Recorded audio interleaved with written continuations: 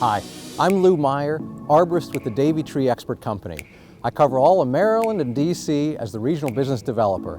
Davey is a national tree care service provider all over the Mid-Atlantic and North America. As human beings, we love having warm winters. Trees, however, need the cyclical nature of the seasons for them to be successful.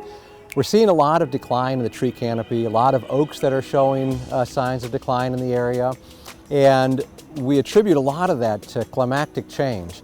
Now, when we say that, a lot of folks think that that means just hotter summers. The trouble for the trees is more those wild weather patterns, the fluctuations of the high temperatures then the low temperatures. Trees don't follow a calendar like you or I do. Trees follow weather patterns. They follow weather cues to know when to break bud, when to flower, and when to expect the changes. So when you have a really warm February, the trees think that it's springtime, and they spend a lot of energy pushing out buds and flowers.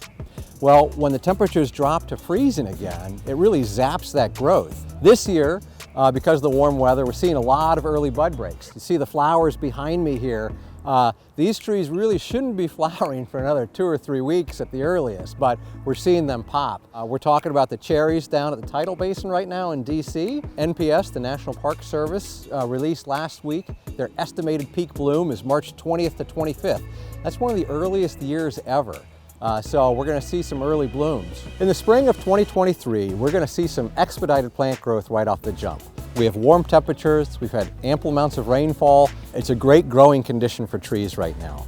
We're going to see early flowering, and we're just going to see a lot of leaf out. For residents of Montgomery County, some great things to think about as we head into the spring are water your trees during times of drought.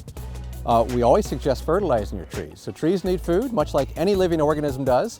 This time of year also, while you're out and about, while it's nice out and you're in your front yard, look up into the canopy and see if you lost any branches over the winter, if there's any broken hangers that could pose a threat to you or your property, any change in the situation of the tree, if maybe a strong winter wind shifted that trunk to either side, that could be a little bit of a concern. Springtime is a great time to plant trees. As long as they haven't broken out of dormancy yet and the ground's not frozen, there's lots of rain availability for them, so it's just a great period to get them started. Trees and water are the two most important resources that we have in this world.